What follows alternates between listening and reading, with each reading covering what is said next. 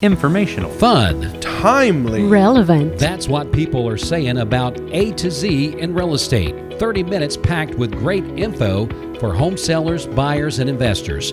And now let's welcome your host, Lizzy Cohen. Welcome everybody and good morning. This beautiful Saturday morning. Welcome to the program A to Z in real estate. This is Lizzy Cohen. And as always, we're here to discuss some important issues about real estate, the topic that we like the most. And for that, I have in the studio Mr. Stanley Thompson, who is the tax assessor for Bradley County, and my faithful and loyal co-host, Shawn Matthews. Welcome to the studio, gentlemen. Thank you. Thank you. Good morning. Okay. Well, we're going to get started right away because we only have 26 minutes to cover this subject. And the first question that I have for you, Mr. Thompson, is how are taxes calculated? Okay. My job as the property taxes. Property assessor, yes. The property assessor, my job is to appraise the property, all property that's not exempt. We come up with a value, and then the county commission or city council create the tax rate that goes with that. So, as I was explaining to Shawn earlier, you're assessed at market value, and then you have an assessment. You're either 25%, which is a residential or farm, which is that's what the tax rate is calculated on, or your commercial at 40%, which is a little bit higher. That was set up in 1973 through the legislature. So, for example, we were talking about on let's say a $400,000 home, you're assessed at $100,000, 25%. Right. And then you apply the tax rate, which is set by the city or county, which is basically based on $100 of each one. So basically you could take that $100,000, divide it by 100, and multiply it by the tax rate, which I think the tax rate is $1.78. Yep. I think. That would give you your county tax. Right. Now, I've always been very curious about that method of calculation, if you will, that formula. Right. Because from the public standpoint, it seems arbitrary. How does the city council come to that tax rate that they use, that magic number that we would all like to be a little higher, maybe, so the taxes would be lower?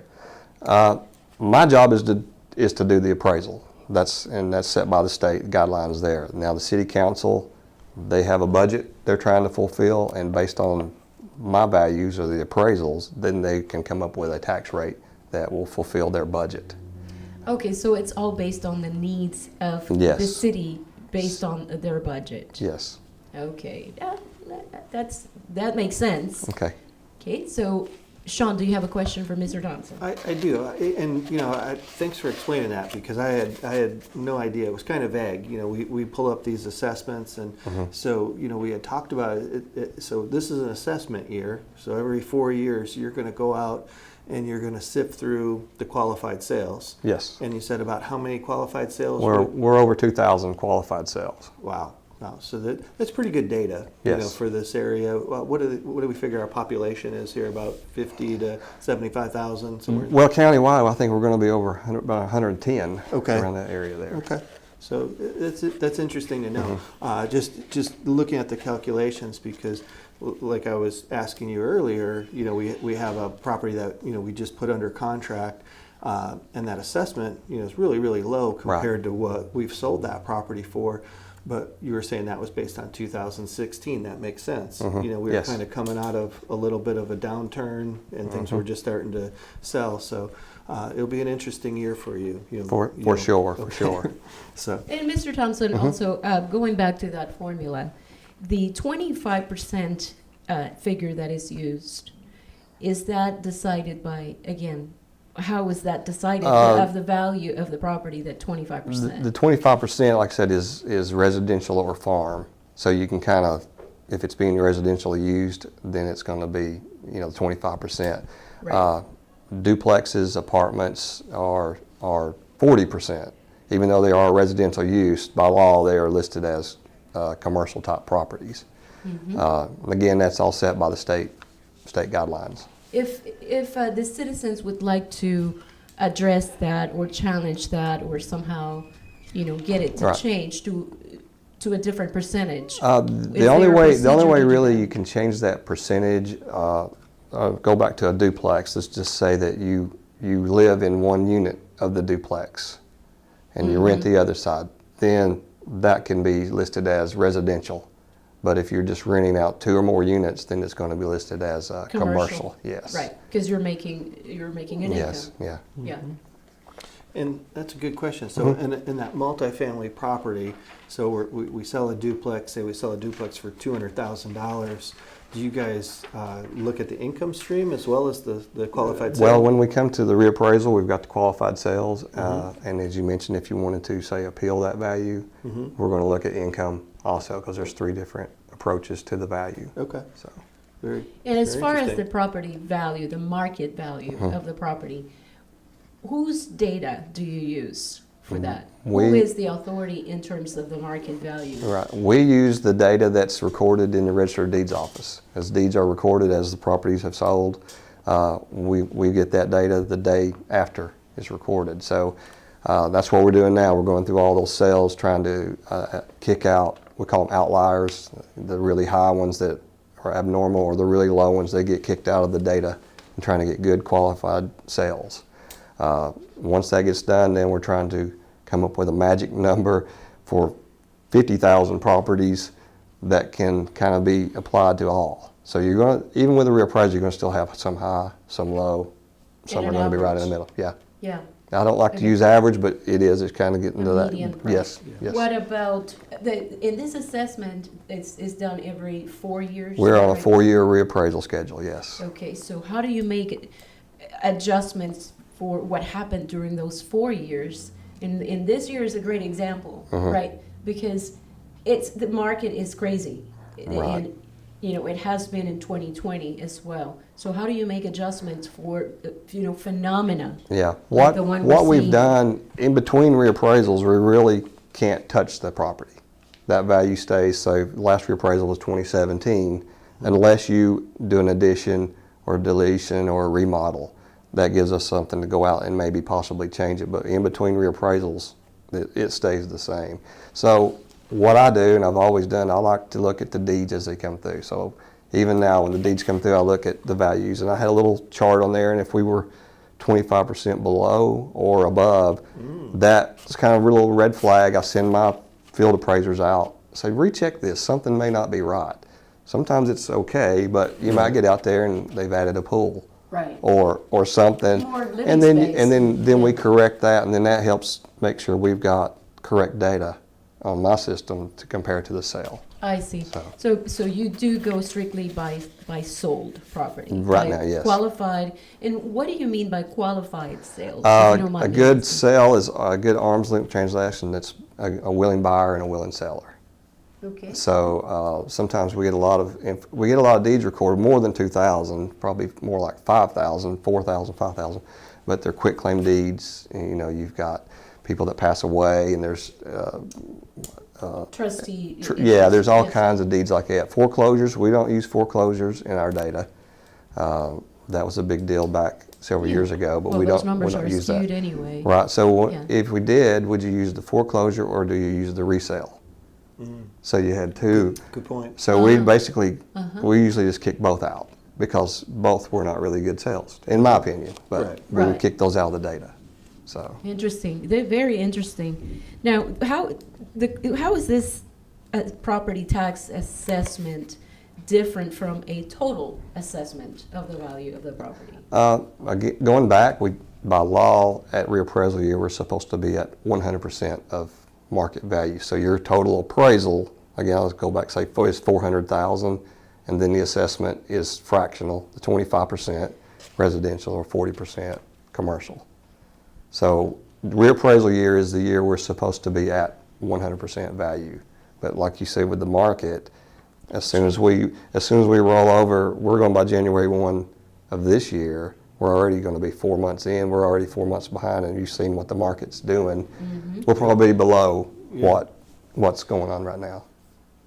Right. They're very interesting. So we will have some people that'll have a little shock, right, when they get their new assessment. They always have a shock. Right, Yes. right. Yes. So there'll be a little bit of that, and Lizzie and I, we try to explain that every week on the show that we're seeing these massive increases, in a sale price where maybe just 2 years ago something was selling at 140, and now we might be selling at 240. And Yes. we've never seen anything like that. So now that Yeah. 240 becomes the qualified sale, it might be assessed, or appraised Right. as low as 100,000. So that's going to increase some taxes a little bit. Yeah, absolutely. Well, what happens, kind of going back on the reappraisal year, we will have an overall increase for sure, Right. but by law, it's revenue neutral. Okay. So, the city council and the county commission, by law, cannot bring in more money than they did the year before overall. So, well, that's good to know. So what But happens? why? What? That's good to know. But Yeah. let me ask you why. Why is that? This is going way back before my time, but it's basically the counties would be seeing a windfall from a reappraisal. Let's just say we went up. I hate throwing numbers. Let's say we went up 10%. Right. That would be a 10% windfall for the cities and counties tax-wise. So what happens is the tax rate is rolled back 10% to make up for that being To revenue even it neutral. out. So Okay. now we still pick up all new growth, which we see in all the new growth. That's not included with that. So that's going to be added to the tax base. So that's always something that everybody's want to know, what's the growth? What's the growth? So that's taken out of the calculation when we calculate the new tax rate.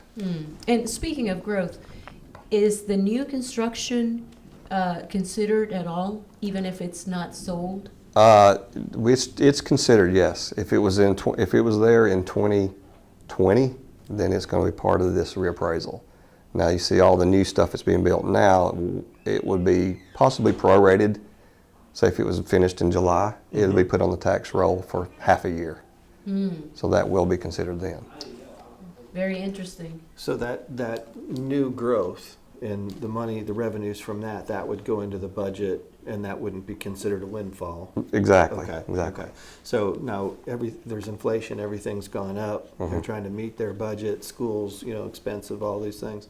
So that's pretty much where they get their money from then is growth. right? Especially, So yeah. that's why we want these new businesses to come into Spring Right, Place. And it must be really tough to appraise like the Duracell plant. Like, how do you do that? We've got manuals and charts, and we've got a lot of ways to do it, but we do. We'll go out and we've got calls for each type of building, Right. if it's residential or if it's industrial, and which will give us that price per square foot. The main thing is getting out and pulling the tape Yeah. and getting the measurements. Figuring If we it out. got plans, that's helpful if you got plans, but and doing a walkthrough, walk around. So How many appraisers do you have? 4 field appraisers and 1 chief appraiser, so you basically got 5 appraisers, and I've got the county split in 4 sections, so they've kind Each got of, their they know own. their zone, Yeah. and they're real familiar. They know what's going on in their area, so that's helpful. So. What about construction or new businesses moving into the county that will have an impact on the value of property? Is that taken into account? Well, it would have been if they were there in 2020. So for 2021, anything new is going on. So if you build something, say in 2022, we're going to base the value on that from what we're coming up with now, from 2020. That doesn't, Gotcha. we don't increase that. It stays the same until the next reappraisal. It's just to keep it consistent. Yeah. But that's interesting, because if the county is always trying to attract new business. Right. And enhance the economy of the county by making it attractive for big companies and big employers to set up tent here. So what is the role of that if it's only seen every 4 years? Right now, the state allows us to do a 4, 5, or 6 year cycle. So we're on a 4-year cycle. Right. And I went to that back when we were doing a 6, but values then were going up. So you didn't want to send out a reappraisal notice for a 35% increase, because that's kind of the way it was going. So now we broke it down to a 4. That's helpful. You can go to say a 2-year reappraisal, but no one has done that in the state yet. It's just you'd have to have the manpower just the manpower and the cost to do that. Yeah, of It's course. being thought about, but Yeah, yeah. but that's not Interesting. happened yet. And since you've worked in this field for so long, can you recall what year has been the year that has had the highest increase in property taxes in this county? Well, I'll go back to the appraisal, and you were talking about earlier in the 2000s. That was that gap, but I got to go back to like 1986, and you look from 86 to 93. That was my first time that I'd been here and went through a reappraisal. So you're looking at 8-9 years that we did not have a reappraisal. So you can imagine when That people was got big, yeah. when people got their notice of something that was valued in 1986, and now what's the value in 93. That was a big shocker. So it's a big shocker, and so that's why we kind of went to the 4-year. So you're still going to have increases, but it's not going to be this huge hit. Yeah, and it's a very savvy political stance as well, because Right. taxes are not popular with anybody, Right. as far as I know. Right. And if those taxes are decreased, people are going to love you. If those Right. taxes are increased, Right. not so much so. What- So it just makes sense that the city works at keeping things even and not too many increases, just in the sense. Right. Now, I had reappraisal in 2009, right after the downfall. Mm-hmm. Now, that was very difficult because we had 2.5 good years of values increasing, and then it went down. So my values went out. We increased, say, like 6% over 4 years. Mm-hmm. But folks wanted to know why their value went up, because all that was on the TV and news was values had dropped 30-40%, and that was a very difficult year. And then I actually had folks mad, or not, I won't say mad, but didn't like the Upset. idea that their values went down. Sure. They didn't like that. Right. So, hey, it's your home, my number one investment. Why is it going down? Exactly. So I had it on the other side. So Yeah, and that is understandable. yeah. Well, we're going to take a small break here to show the feature listings of the week for our company, and we will be right back. Welcome to 795 Worth Street in Cleveland. You've waited for this one. Downtown and walking distance to shopping, restaurants, and Lee University, this lovely home is full of surprises and flexibility. The main brick home has 2 bedrooms, 2 bathrooms, a living room, a dining room, kitchen with sunny breakfast room, a den, all in one level.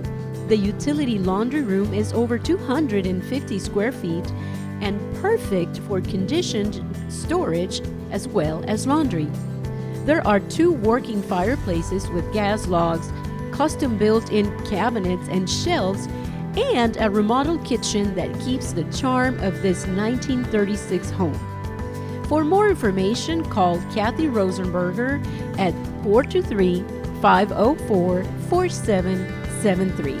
That's 423-504-4773.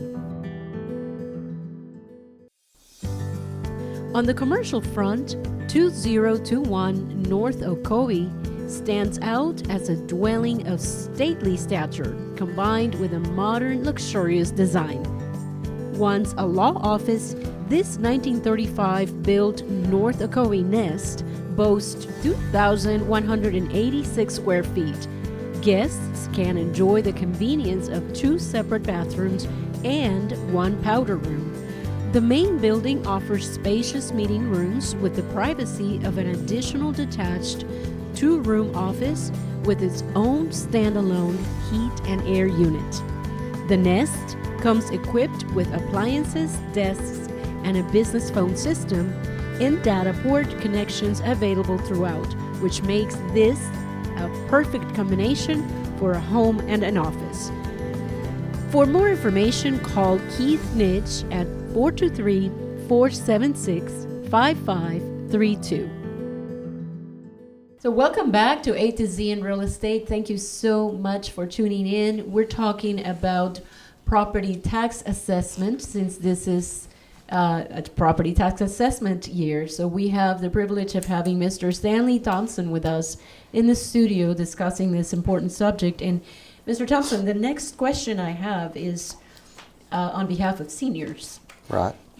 Do seniors get a break? Do they get any kind of discount or a cap on their taxes? As far as the appraisal and the assessment, there is not a program for seniors. Now, there is a program that's administered through the trustee's office, and it's based on your age and your income. So you would apply with Mike Smith, the trustee, and the county also has tax freeze. There's 2 programs for the county. So How important is that? And I wonder if these programs are promoted enough within the county for people to actually know that they can apply. They can actually apply for a discount. I didn't know. yeah, I know Mike Smith at the trustee's office. They do a pretty good job trying to get the word out. I think he also has it's not really for the elderly, but it's for everyone, is an even pay type thing that's over there. So if you wanted to break your property taxes up over X amount of months, instead of paying out at one time, they also have that at the trustee's office. That is fabulous. See, info. these are Yeah. very good information, absolutely. Especially in these times, Right. COVID and people losing their jobs and et cetera. Yes, yes. That is something that, Shawn, you and I need to keep bringing Yeah. every Well, week. We'll get Mike on the show. Yeah, Mike yeah. Smith, and we can talk Yeah. from the trustees Yeah. department. He can give you more details on that. Absolutely. Yeah. A lot of the questions that we're asking are kind of specific to the taxes and the trustees Right. department, and we'll give you a pass on those. There you go. You That'll come work. up with that huge number, and then we'll blame him for what it costs, But no, That'll work. it will be good information to, get him on there. I appreciate that. Yeah. Yeah, oh, absolutely. We will bring, Lord willing, we'll Yeah, bring yeah. Mike and Yes. get that conversation more in depth. Now, what about challenging your tax assessment? Okay. How do people go about that? You can challenge your property assessment anytime, not just at reval year, which is the big year, I call it. And what happens is, first thing is call the office. If you feel there's an error or you feel the value's out of line, call the office and we'll do a field check to make sure that all the we call it calls. Is it brick? Is it vinyl? Is the square foot correct? We make sure it's right. If you're still not satisfied, then you can appeal that to the local Board of Equalization, which is a group of 5. They begin meeting June 1 each year. June 1 is the magic date if you want to appeal your property value, June 1. They will hear you. It's really informal. You can come in with pictures of, your basement's cracked and whatever you want to do to show your value needs to be lowered. You come to that board and they can make that change if they need to. If you're still not satisfied, it goes to an assessment administrative judge, which is still semi-informal. And right now with COVID, they're doing a lot of it by Zoom. Actually, we have one coming up in April we're going to do by Zoom. So you can do that, and you can go as far as Chancery Court if you want to keep appealing that value. Okay. So, And that, I would think that also goes along with people that have done additions and improvements to their property that it's not registered on the records with the county, simply because, as you say, these big days happen every Right. 4 years. So Right. people can actually be proactive and go anytime, about yes. it. Okay. This Okay. is our big year. As I say, we're going to mail out close to 50,000 notices. Everybody's going to get a notice if your value changed, and that's when the phones will begin ringing. We'll have what we've done in the past. We used to set up in an offsite because there would be so many folks Coming in. inquiring. Yeah. But if you have people just walking in, it gets hectic. So we've started doing phone calls for the first 10 days. That answers most of the questions. What is it, for one? And when you explain it, they're good with it. So we're going to set up and do that again. We've got phones rolling, and this is the 2 weeks that we tag team in the office. It's like, all right, you're next. Grab the phone, because the phone never stops ringing. Yeah. But it's part of the job. So Absolutely, and people have the right to That's fine, to yes. challenge and to ask questions. What's going on, especially if it's changing, not for the better for them. right, they feel like it's not for the better anyway. So Right.